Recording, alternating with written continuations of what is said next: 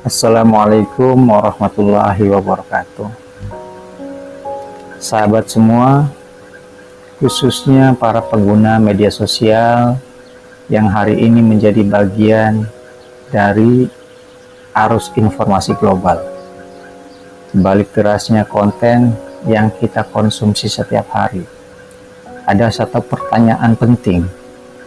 Nilai apa yang kita jadikan pegangan dalam berpikir, berbicara, dan bertindak di ruang digital ini? Melalui video ini, mari kita refleksikan bersama peran besar pendidikan agama Islam sebagai fondasi dalam membentuk kepemimpinan yang berakhlak dan kebijakan publik yang berpihak pada kemaslahatan umat, khususnya di era digital yang serba cepat dan penuh tantangan. Tantangan dan peluang di era konten digital. Era konten digital membawa dua hal, yaitu tantangan dan peluang. Tantangan muncul dari pengaruh negatif informasi yang beredar luas, seperti hoax, ujaran kebencian, dan konten yang bertentangan dengan nilai-nilai agama tentunya. Namun di sisi lain, era ini juga membuka peluang besar untuk menyebarluaskan nilai-nilai Islam, memperkuat literasi agama, dan mempererat ukhuwah di tengah masyarakat melalui media digital tentunya.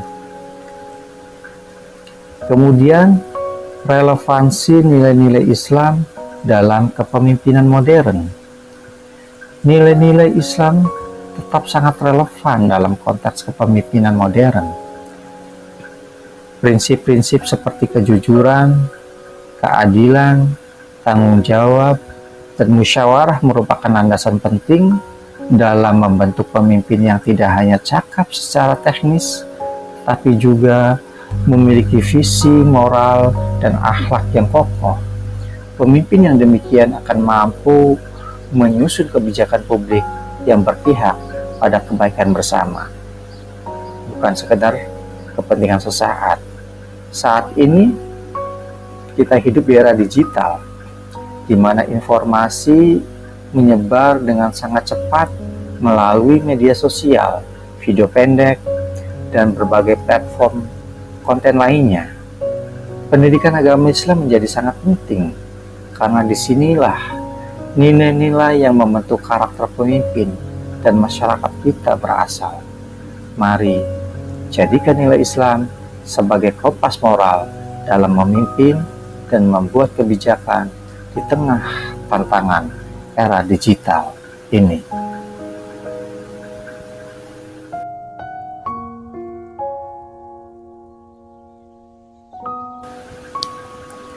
Teman-temanku semua, para penggiat media sosial yang saya banggakan, kita masuk ke bagian landscape konten digital tentang memahami peluang dan ancaman.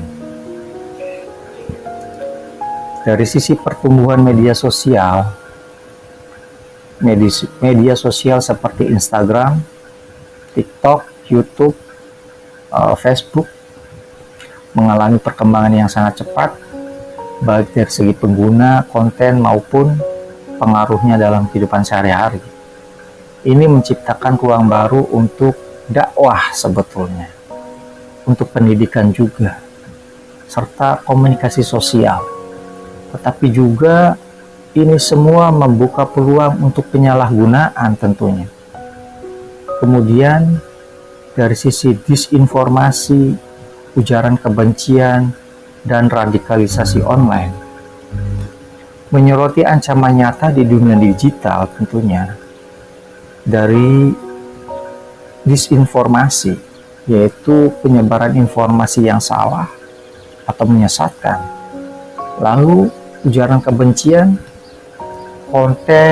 pembuatan konten yang menyulut permusuhan berdasarkan sara, suku, agama, ras, dan antar golongan. Kemudian dari sisi radikalisasi online, proses seseorang menjadi ekstremis akibat paparan konten digital yang memicu kebencian dan kekerasan. Ancaman-ancaman itu semua bisa mengganggu kerukunan sosial tentunya, bahkan mencederai kehidupan demokrasi dan nilai-nilai kemanusiaan. Dari sisi studi kasus mengenai dampak konten digital pada perilaku masyarakat Indonesia, kita akan bahas berdasarkan contoh nyata tentang bagaimana konten digital memengaruhi sikap dan tindakan masyarakat Indonesia. Ini penting untuk menunjukkan bahwa fenomena digital bukan sekedar teori, tapi punya konsekuensi sosial langsung. Dari sisi contoh tentang pengaruh berita hoax terhadap polarisasi politik. Hoax atau berita bohong seringkali memecah belah masyarakat, terutama saat pemilu. Orang menjadi terkotak-kotak secara politik karena mempercayai informasi yang salah, sehingga memperkuat konflik dan memicu permusuhan antar kelompok. Lalu dari sisi data tentang peningkatan kasus cyberbullying contohnya di kalangan remaja, mengenai kasus perundungan daring ataupun biasa disebut dengan cyberbullying di kalangan remaja meningkat sebagaimana dicatat oleh KPAI atau Komisi Perlindungan Anak Indonesia pada tahun 2023. Ini memperlihatkan bahwa konten digital berdampak langsung terhadap psikologi dan relasi sosial anak muda dan perlu ditangani serius termasuk oleh pendidikan agama.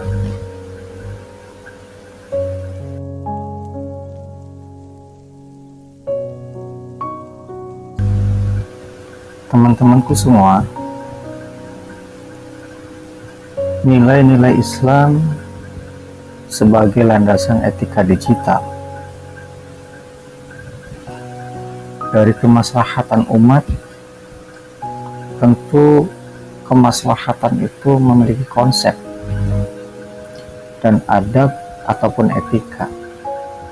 Dalam Islam, segala tindakan termasuk dalam dunia digital harus diarahkan untuk maslahah, yaitu membawa manfaat dan kebaikan bagi umat.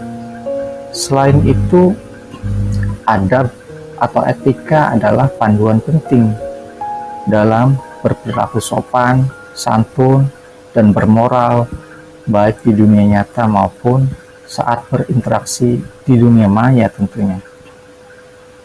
Kemudian tentang etika dan adab, kejujuran, keadilan, dan tanggung jawab menjadi pedoman utama. Prinsip keadilan, kejujuran, dan tanggung jawab dalam bermedia sosial, Islam menekankan pentingnya yang pertama itu keadilan. Keadilan berarti tidak memihak secara zalim atau menyebarkan informasi yang mencemarkan nama baik orang lain. Dari sisi keadilan, dari kejujuran, bagaimana caranya kita menyampaikan informasi yang benar dan bisa dipercaya tentunya. Kemudian dari sisi tanggung jawab, tentunya kita harus menyadari bahwa setiap postingan atau komentar yang kita buat akan dipertanggungjawabkan, baik secara hukum maupun di hadapan Allah. Semua prinsip ini harus diterapkan saat menggunakan media sosial tentunya, termasuk dalam membuat konten, membagikan berita, dan berdiskusi di dalamnya. Dari sisi pesan Al-Quran dan hadis tentunya telah dijelaskan. Islam telah memberikan panduan langsung tentunya dalam menjaga ucapan dan tulisan.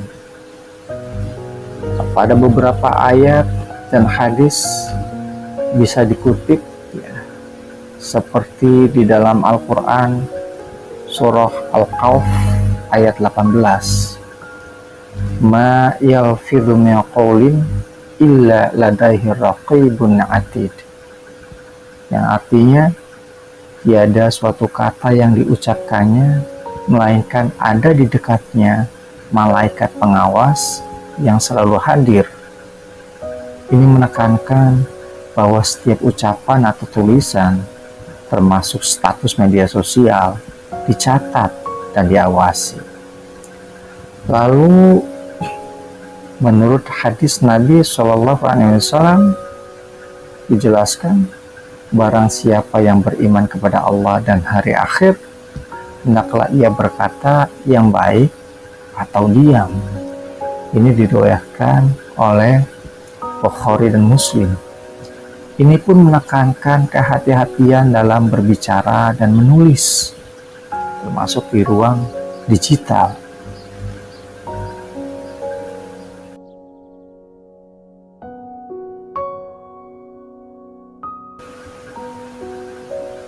Tantangan kepemimpinan di era konten digital.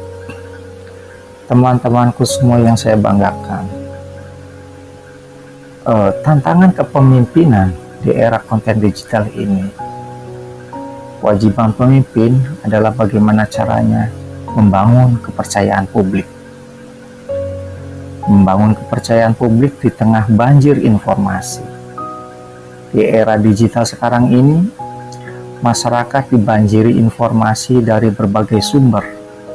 Ada yang benar, ada yang menyesatkan. Ini tantangan bagi seorang pemimpin adalah menjadikan informasinya yang kredibel dan mampu menjaga kepercayaan publik dengan transparansi tentunya, dengan integritas dan konsistensi dalam menyampaikan informasi. Kemudian dari sisi krisis komunikasi, tentunya harus bisa mengelola krisis komunikasi secara efektif. Krisis di era digital bisa berkembang sangat cepat, misalnya viralnya isu atau kesalahan public figure. Pemimpin dituntut untuk yang pertama bertindak cepat dan tepat dalam merespons. Yang kedua, menyampaikan klarifikasi tentunya yang jujur dan meyakinkan agar tidak berkembangnya disinformasi. Kemudian mampu memanfaatkan media digital dengan bijak untuk meredakan ketegangan dan menyampaikan solusi. Lalu dari sisi polarisasi online,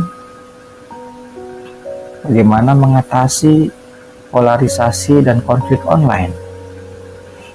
Tentunya polarisasi ataupun perpecahan tajam dalam masyarakat sering diperparah oleh konten digital, terutama jika dipenuhi hoax atau ujaran kebencian.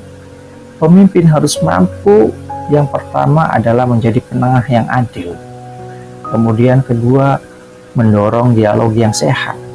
Kemudian yang ketiga, mampu menyebarkan narasi persatuan dan moderasi, bukan memperkeruh suasana.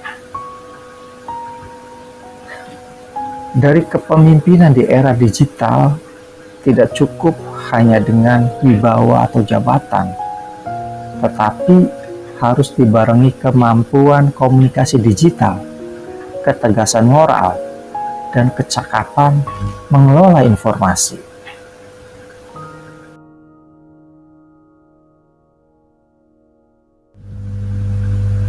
Kemudian kebijakan publik yang responsif terhadap era digital. Yang pertama, dari sisi regulasi adil. Regulasi yang adil dan proporsional untuk konten digital. Kebijakan publik di era digital perlu menetapkan aturan main yang adil, tidak memihak, dan tentunya proporsional. Artinya, tidak berlebihan atau mengekang kebebasan berekspresi secara tidak wajar. Contohnya, mengatur penyebaran hoax, ujaran kebencian, atau konten pornografi tanpa membungkam kritis atau ekspresi pendapat yang sah di ruang digital. Lalu tentang perlindungan data. Perlindungan data pribadi dan keamanan cyber tentunya. Pentingnya menjaga privasi pengguna internet agar data mereka tidak disalahgunakan oleh pihak tak bertanggung jawab. Kebijakan publik harus menjamin yang pertama itu data pribadi tidak dijual atau bocor. Kemudian yang kedua, sistem digital negara dan layanan publik terlindungi dari serangan cyber. Ini penting untuk membangun kepercayaan masyarakat terhadap teknologi dan pemerintah. Kemudian dari sisi literasi digital untuk masyarakat, yaitu untuk meningkatkan kemampuan masyarakat tentunya. Kebijakan yang baik harus mendorong peningkatan literasi digital, yaitu kemampuan masyarakat untuk membedakan informasi yang benar dan salah. Kemudian yang kedua, menggunakan media digital secara bijak dan bertanggung jawab. Kemudian yang ketiga, tentunya melindungi diri dari penipuan online dan manipulasi algoritma. Literasi digital bukan hanya soal teknologi sebetulnya, tapi juga menyangkut etika dan kecerdasan sosial di dunia maya.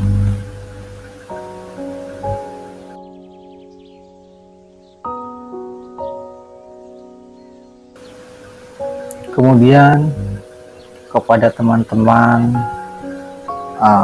pendidik dari pendidikan agama Islam, peran pendidikan agama Islam dalam membentuk pemimpin berintegritas. Yang pertama, bagaimana caranya mengintegrasikan nilai Islam. Mengintegrasikan nilai-nilai Islam tentunya ke dalam kurikulum pendidikan.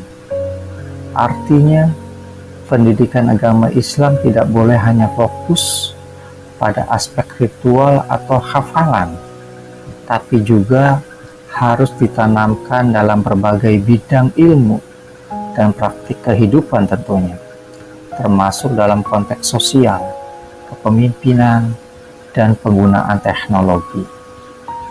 Nilai-nilai seperti kejujuran, amanah, keadilan, dan tanggung jawab harus terlihat nyata dalam proses belajar dan pengambilan keputusan. Kemudian dari sisi sosial dan etika digital, yaitu menumbuhkan kesadaran akan tanggung jawab sosial dan etika digital.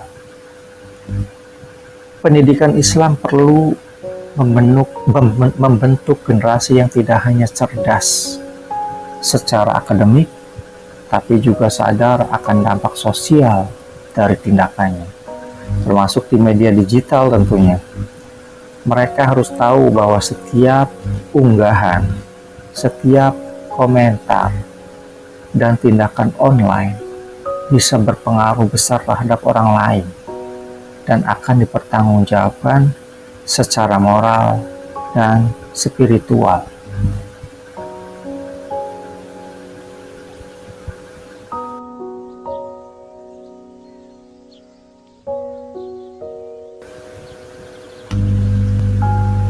Kawan-kawanku sekalian yang saya banggakan, kita belajar dari segi kasus, yaitu tentang inisiatif pendidikan agama Islam yang sukses di era digital.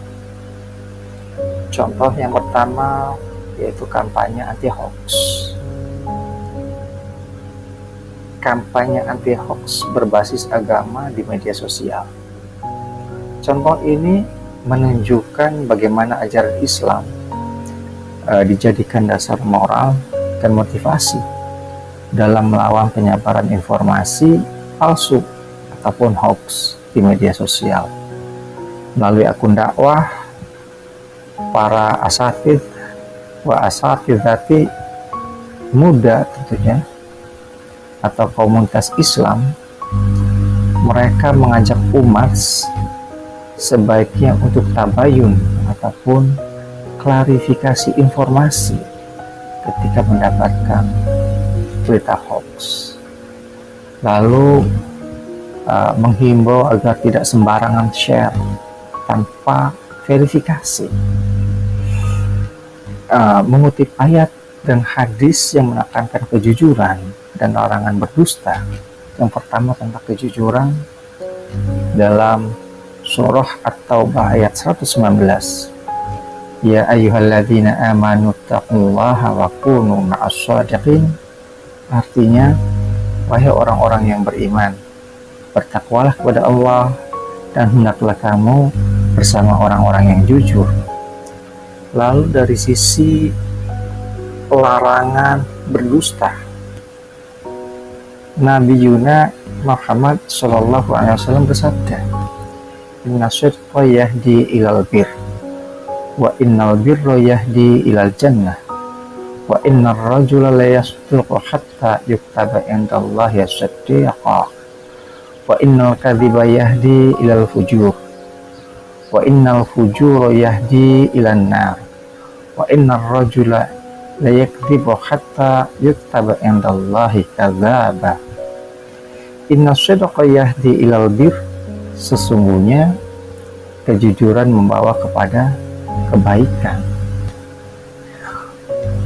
Wa innal birra yahdi ilal jannah, dan kebaikan membawa ke surga.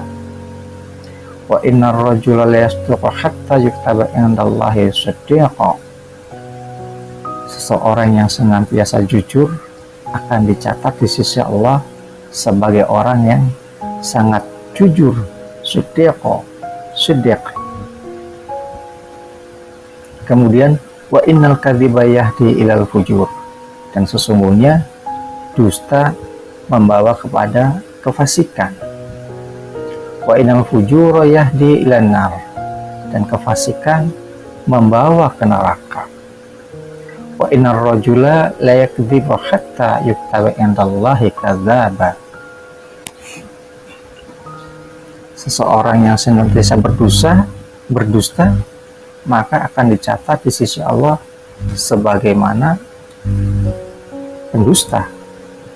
Hadis ini diriwayatkan oleh Bukhari wa Muslim. Seperti inilah yang akan membangun kesadaran digital dengan pendekatan keagamaan yang menyentuh hati. Berikutnya ada contoh yang kedua tentang pengembangan platform dakwah digital yang inklusif dan moderat tentunya. Contoh kedua menyoroti inisiatif membuat platform dakwah berbasis teknologi, misalnya aplikasi YouTube, YouTube channel, podcast, dan sebagainya. Yang di dalamnya adalah terdapat maknanya yang terkandung di dalamnya adalah secara inklusif, yaitu mampu merangkul semua kalangan tanpa diskriminasi. Lalu kandungan di dalamnya moderat, mampu menyebarkan nilai Islam yang rahmatan lil alamin, yaitu menjauhi ekstremisme. Platform ini membantu menjawab kebutuhan generasi muda yang mencari ilmu agama di dunia maya dengan gaya komunikasi yang ramah, relevan, dan terbuka. Lalu dari sisi analisis keberhasilan dan tantangan yang dihadapi, yang pertama tentang keberhasilan dulu, yaitu dapat meningkatkan partisipasi anak muda dalam belajar agama tentunya. Kemudian keberhasilan yang kedua, dapat menciptakan ruang digital positif untuk dakwah. Kemudian keberhasilan yang ketiga, mengurangi penyebaran konten negatif dengan narasi alternatif yang islami. Kesemua itu pasti memiliki tantangan. Tantangan yang pertama tentunya persaingan dengan konten provokatif atau viral yang tidak mendidik. Kemudian tantangan yang kedua, ancaman misinterpretasi ajaran agama jika tidak diawasi oleh otoritas ilmiah. Kemudian tantangan yang ketiga, yaitu keterbatasan sumber daya tentunya, SDM dan teknologi di beberapa lembaga pendidikan Islam.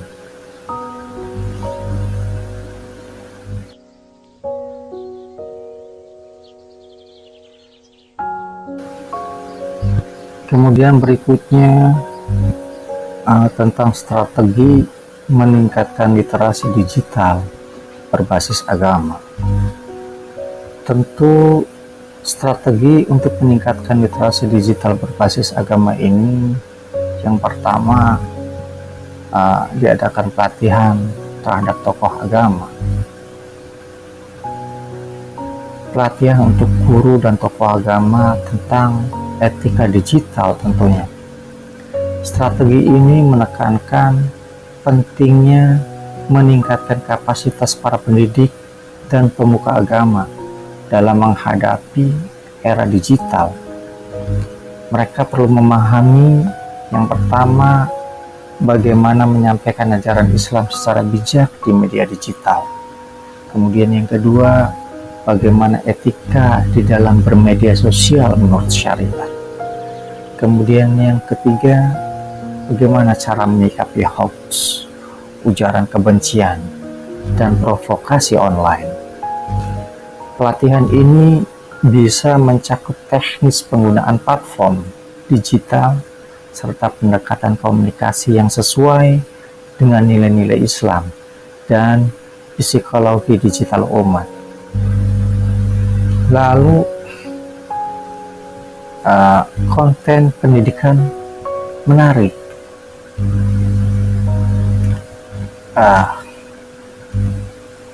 membuat materi relevan agar generasi muda tertarik. Tentunya pengembangan konten pendidikan agama yang menarik dan relevan untuk generasi muda. Yang pertama yang perlu kita tahu, anak muda adalah pengguna internet terbesar. Ini perlu kita tahu. Maka konten dakwah dan pendidikan agama itu akan meliputi yang pertama, harus komunikatif, visual, dan menyentuh isu-isu kekinian tentunya. Kemudian yang kedua, bisa berupa video pendek, animasi, podcast, infografis, atau game edukatif. Kemudian berikutnya, kita juga mampu bagaimana caranya mengemas dalam bahasa yang mudah dipahami oleh mereka, sehingga terkesan tidak kaku dan tidak menggurui. Ini adalah kunci utama ya, tentang relevansi, bagaimana caranya kita mendekatkan gaya komunikasi dengan keseharian mereka agar nilai-nilai Islam tidak terasa asing di dunia digital. Lalu tentang bagaimana caranya berkolaborasi dengan influencer. berkolaborasi dengan influencer dan konten kreator muslim tentunya. Kita perlu menggandeng para figur digital yang memiliki pengaruh besar. Pengaruh besar adalah strategi cerdas tentunya. Influencer muslim yang memahami nilai dakwah bisa menjadi duta sebetulnya. Yang pertama, duta etika digital Islam. Yang kedua, bisa menjadi duta gerakan anti hoax dan anti bullying. Kemudian yang ketiga, bisa menjadi duta kampanye kebaikan dan moderasi Islam di internet. Dengan kolaborasi ini, pesan agama akan menjangkau tentunya lebih luas, sekaligus mengisi ruang digital dengan konten yang positif dan edukatif.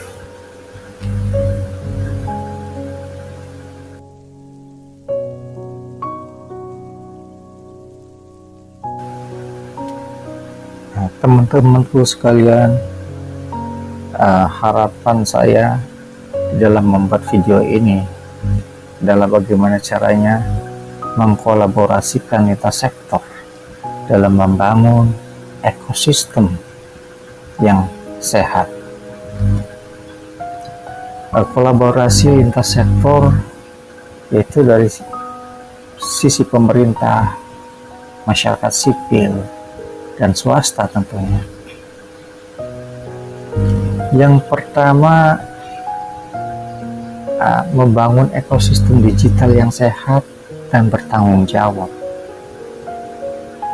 Tentunya ini adalah seruan untuk semua pihak agar bersama-sama menciptakan ruang digital yang bebas dari hoax, ujaran kebencian, dan tentunya radikalisme. Lalu yang kedua, mampu mengedepankan akhlak digital seperti saling menghormati, bertanggung jawab, dan tidak menyalahgunakan kebebasan berekspresi. Kemudian yang ketiga, mengatur distribusi konten secara bijak melalui regulasi dan kebijakan yang adil dan pro-edukatif. Kolaborasi ini penting karena tantangan digital tidak bisa diselesaikan hanya oleh satu pihak tentunya. Mendukung inisiatif literasi digital berbasis agama, pemerintah, ormas Islam, komunitas, dan swasta perlu menyediakan dana tentunya, yaitu untuk adanya pelatihan atau platform bagi program-program edukatif yang menyisipkan nilai-nilai agama. Kemudian memberdayakan guru, dai, dan santri agar mampu menggunakan media digital dengan efektif dan bertanggung jawab. Lalu menjadikan literasi digital sebagai bagian dari pendidikan karakter di sekolah ataupun di pondok pesantren. Ini adalah bentuk dukungan terhadap pencegahan dampak negatif digital melalui pendekatan keagamaan. Kemudian bagaimana caranya mendorong inovasi dan kreativitas dalam pendidikan, dalam konten pendidikan agama. Penting yang pertama, tidak hanya mengandalkan ceramah secara konvensional, tapi juga membuka ruang untuk konten visual, interaktif, dan digital native. Kemudian berikutnya menggandeng desainer, videographer, dan programmer untuk menciptakan aplikasi game atau film pendek bertema nilai Islam. Ini disesuaikan dengan skillnya. Lalu berikutnya, mampu membangun wadah-wadah kolaboratif yang bisa menyalurkan kreativitas anak muda muslim. Langkah ini menjadikan pendidikan agama lebih hidup, menarik, dan dekat dengan dunia nyata mereka.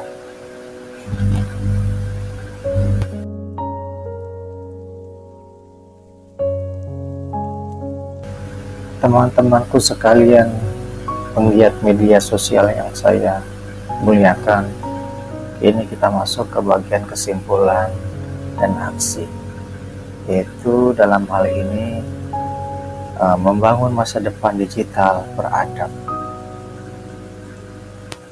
Pendidikan agama Islam sebagai kunci menuju kepemimpinan dan kebijakan publik yang beradab di era digital.